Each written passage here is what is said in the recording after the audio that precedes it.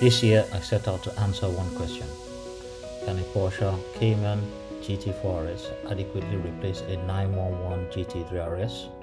Or will I feel shortchanged? So I took Hellraiser, my new GT4 RS, on a 1,500-mile road trip to the Swiss Alps through France to drive it on some of my favorite mountain roads.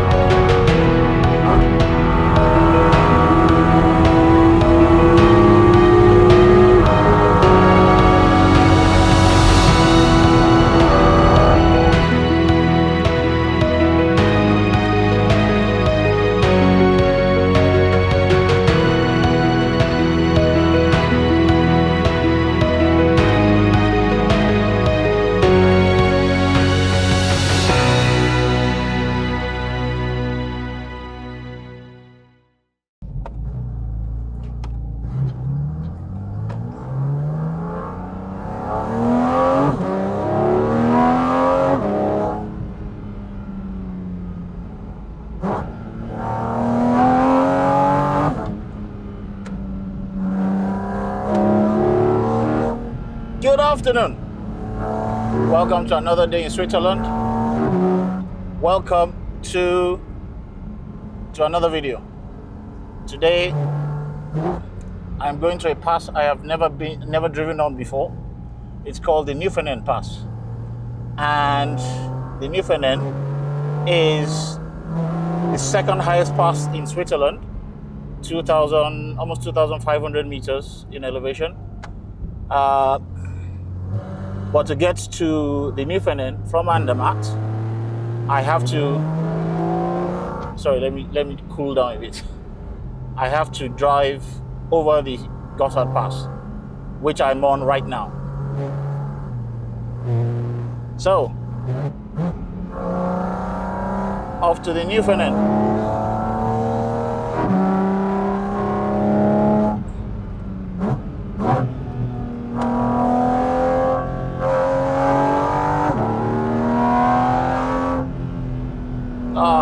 What a car. What a pass. It's been like this every day. That's why we love Switzerland and that's why we keep coming back.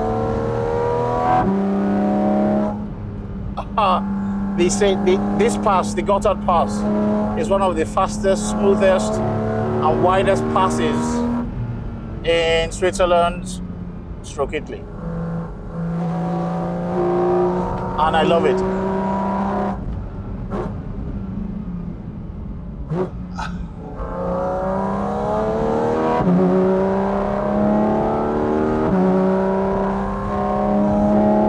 Yeah. And now we're going into the clouds.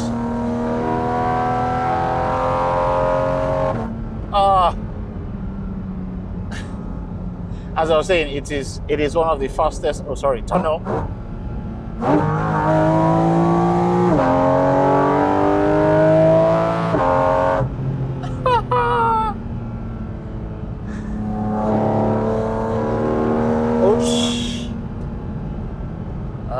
There's a bit of traffic ahead, so I've got to knock it off a bit. and we're going into the clouds. Wow. The weather today has not been great. That's why I didn't set off early. It was raining overnight and raining this morning. And really and truly, you don't want to be driving some of the passes, especially passes you don't know, in such weather. So I delayed my start till the afternoon, hoping for better weather. And while it's cleared up a bit, as you can see, it's now very cloudy.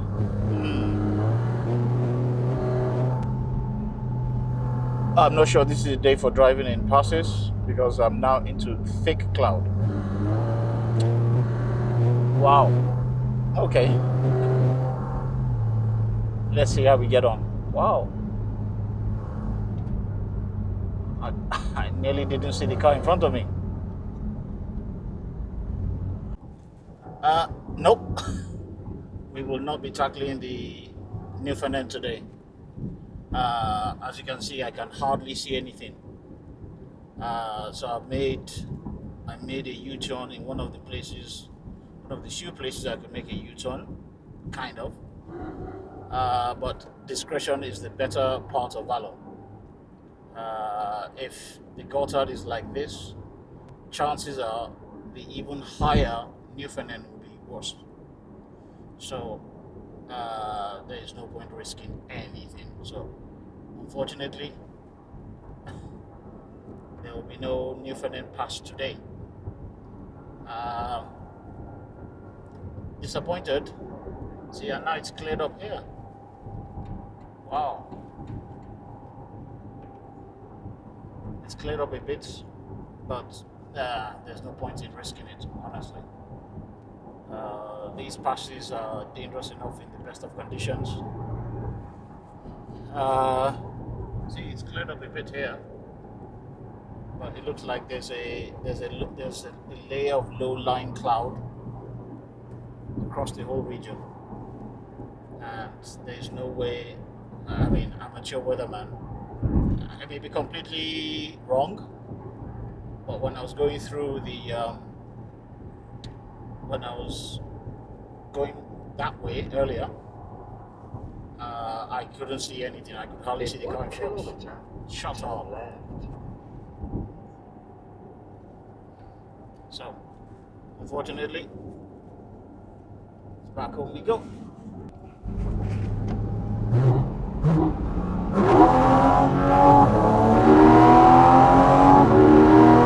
See, this area is clear.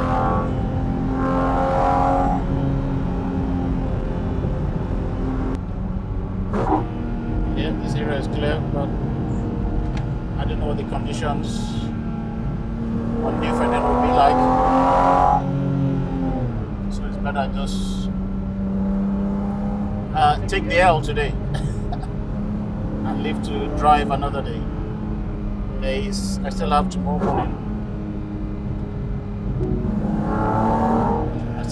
morning. So I'll try tomorrow. Hey, it is what it is.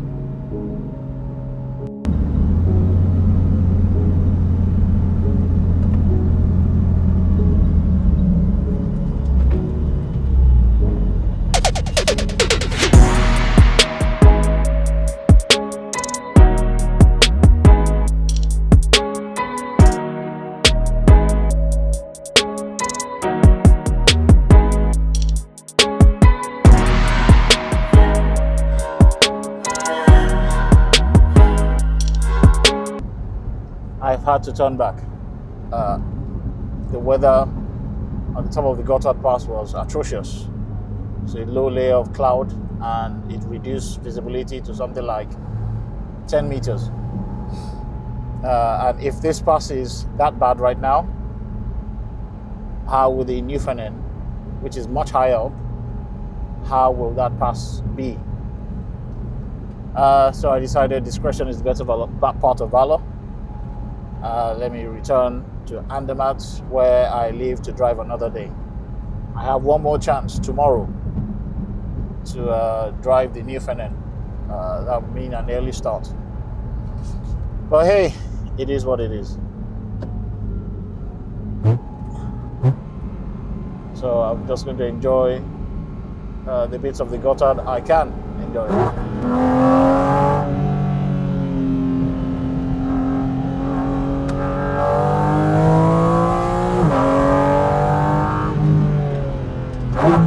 Ah, what they call.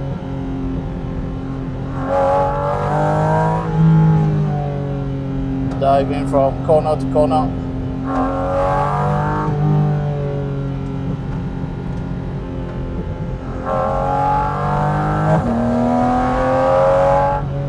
Tunnel.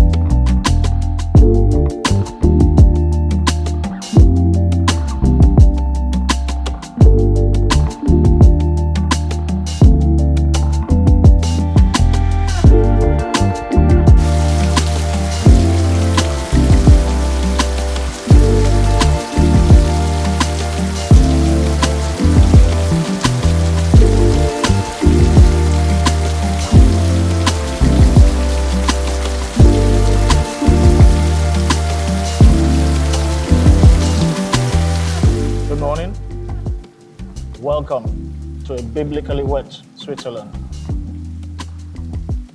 Cows are thoroughly soaked. I left Andermatt just about half an hour ago, and there is a severe weather warning for this part of Switzerland. The Urusen Valley, if I remember correctly, has got a severe weather warning in force, severe rain, and risk of flooding. I just feel a bit sorry for anybody who chose the next few days to come to Switzerland to do exactly what I did. They probably won't find it funny. Anywho, yesterday was a washout, a bit of a washout due to the weather conditions on the mountain passes and in the area and the low-lying clouds, which prevented me from crossing the Gotthard Pass and also doing the Newfoundland Pass. Hey, these things happen. That's the risk you take when you come to these Alpine regions, because Alpine weather can be very, very finicky. It can be hot 1 minute, windy the next, cold the next, rainy the next. And at these altitudes, you're always at the risk of, see, all around me, the clouds are quite close. Yeah, so I'm heading to Metz now, where I'll be stopping for the night. But I still got to get through this horrible weather. And there is a risk of flooding in place. And when you're driving an RS car shot on semi-slicks, you have to be very careful because of the risk of aquaplaning. It's all too present. I'm being passed by, that's a Hyundai. Because I've had a few moments already due to the amount of water on the track on the motorway. But hey, it's nothing I haven't seen before or done before.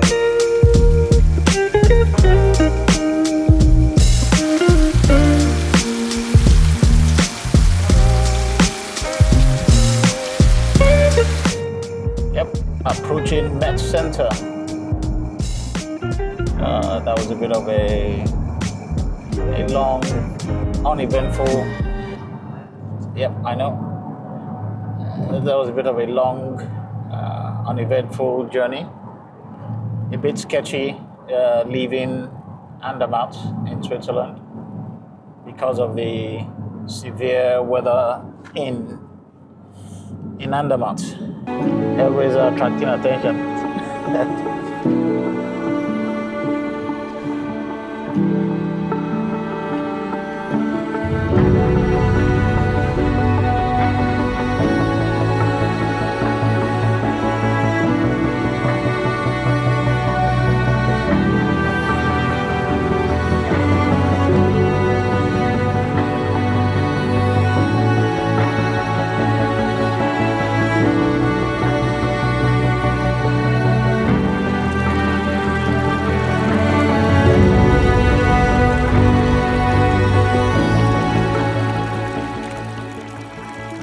The next morning, I had my usual stress-relieving walk around Metz, driving 1,500 miles in a few days while worrying about the various cameras, camera angles, exposure settings, etc., while also trying to focus on driving, can be stressful, if fun.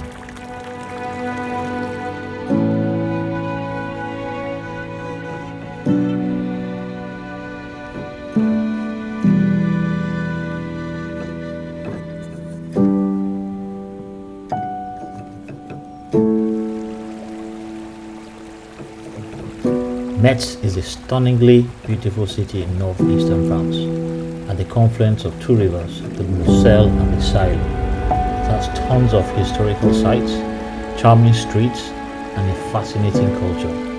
It is conveniently located around midway between the Swiss Alps and Calais, so it makes perfect sense to stop for one night in Metz.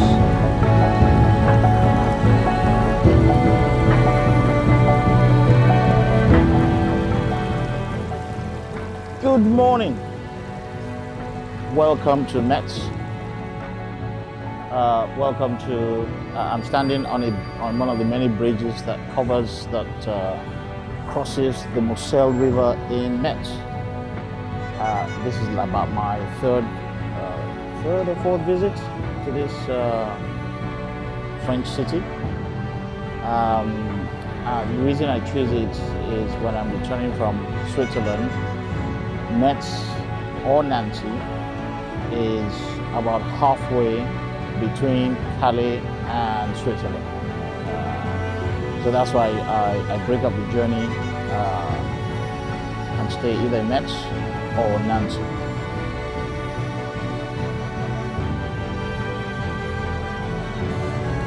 As I said, one of the reasons I like going on these road trips is because of the places you see, the culture you experience, the people you meet, and the historic monuments you come across, like Temple Neuf, which is a Protestant church which is built on the river Moselle, and it was built between 1901 and 1904, according to what I just looked up.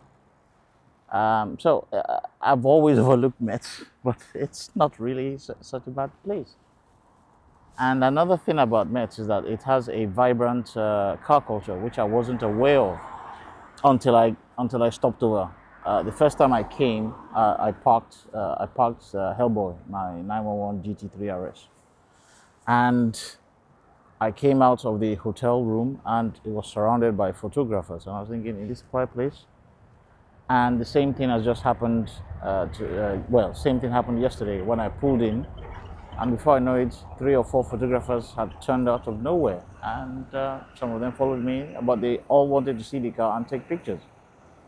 So, are there any downsides to road tripping besides the cost, time and effort? Not many. Even those are not downsides in my view. Everything that is good requires time, requires money, requires effort. Okay, I think it's time for me to go back to the hotel, get breakfast, check out, and hit the road. See you in a bit.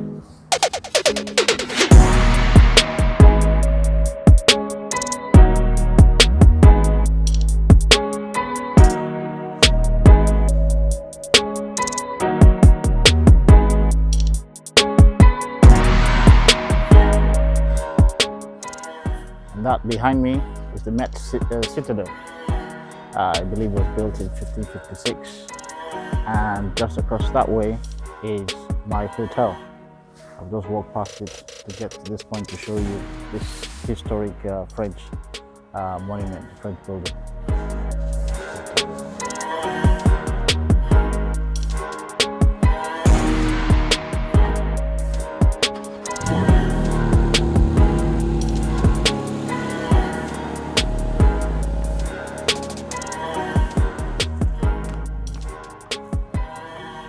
So, as I near the end of a 1,500 mile road trip, in which I set out to find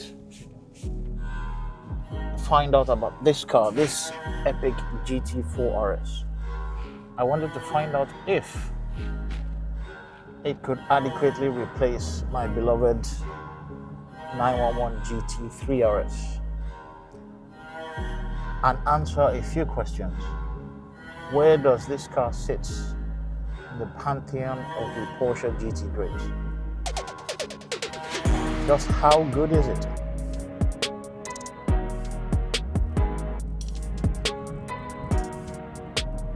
Just how good is this car? My requirements are very straightforward. I require all-round ability, that is track use and road use. And I have driven this car on track without pushing too hard. I've driven it on track, and I'm aware of its capabilities. But the one thing I hadn't done, I hadn't driven this car on my favorite mountain passes. So I set off to drive this car on some of my favorite mountain passes, such as the Grimswell Pass and the Sustain Pass, in order to directly compare the sensations of this car and how I felt on this car. I can directly compare it to how I felt and my impressions after 4.5 years of GT3 RS, how this car compared to that car on my favorite road. Where does this car sit in the pantheon of the Porsche GT grades? The answer will shock you. I know it shocked me. It definitely shocked me because I'm a diehard 911 fan. I'm a 911 guy through and through. And honestly, just like Richard Hammond said, the Boxster, you bought the Boxster because you couldn't afford a 911. And I subscribed to that thought for a very long time. However, I'm now sitting in what is effectively a hardtop Boxster. And when Porsche dropped the GT3 engine into the Cayman chassis and borrowed the suspension from the 991.2 GT3 RS, they changed the game entirely. And I'm not sure we'll see this type of car from Porsche again. So to answer the question, what do I think of this car? Where does it sit in the pantheon of the GT grades? Does it adequately replace my 911 GT3 RS in terms of all-round ability on track and on road? The answer will shock you. It certainly shocked me.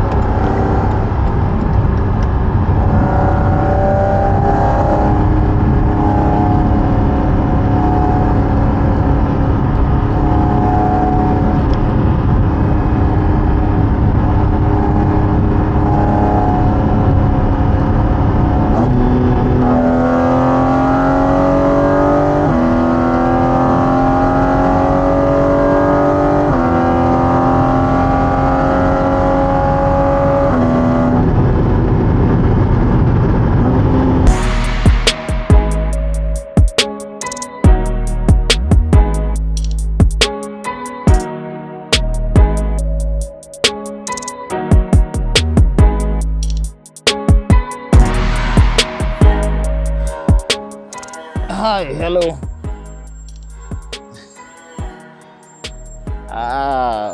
What a trip. What a wonderful, wonderful, wonderful trip. I set off a week ago trying to understand and answer the question about the GT4 RS. Is it an adequate replacement for Hellboy, the 911 GT3 RS? Is it as capable on road and on track? That was the question I set out to answer.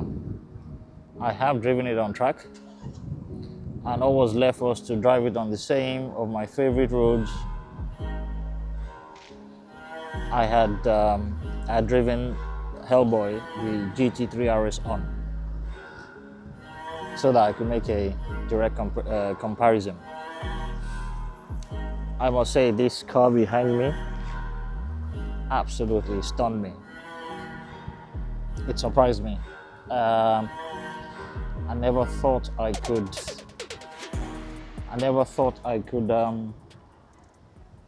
be convinced, or be swayed, or be persuaded, or be impressed by another car after a GT3 RS. I never thought that could be possible.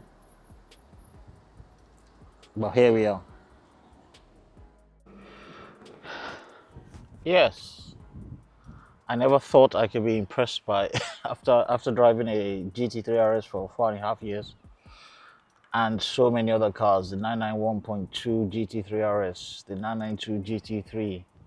I haven't driven the GT3, the 992 GT3 RS, and I'm sure that's an astonishing machine. But never have I been so impressed by a car in a long time. I didn't think it was possible. The question I set out to ask was, my requirements are not specific. I'm sure they apply to quite a few people. My requirements are simple. I want a car that can throw me on track and throw me on road. And I want a car I don't have to worry about too much, that is semi-practical, and that a do-it-all car, basically. Now, I used to think that was the 991.1 GT3 RS, which is an astonishing car and one of the best all-rounders ever. The model that succeeded it, the 992.1, was a better track car, but I think it suffered a bit on road. You can use it on road, but the all-round usability was diminished a bit. The 992 GT3 RS, that's just a track car. I couldn't have used that to do what I wanted to do. I have 3 action cameras, all my camera kits, 2 full-frame cameras, clothes, and 2 laptops, so many odds and ends that there was no way I could fit it into a 992 GT3 RS. And so we're back to the question: how good is this as an all-round prospect, as a car, as a do-it-all car? And I'm staggered and surprised to say that this car, the GT4 RS, is the best all-round car Porsche makes. Now, if you think about track use, if you think about road use, if you think about affordability, if you think about value for money, I used to think the 991.1 GT3 was the best value for money GT car you could buy. Then that shifted slightly to the 991.1 GT3 RS. And those cars are still, fantastic value propositions. But this is on another level. And I'm gobsmacked. I'm shocked that I'm actually saying that.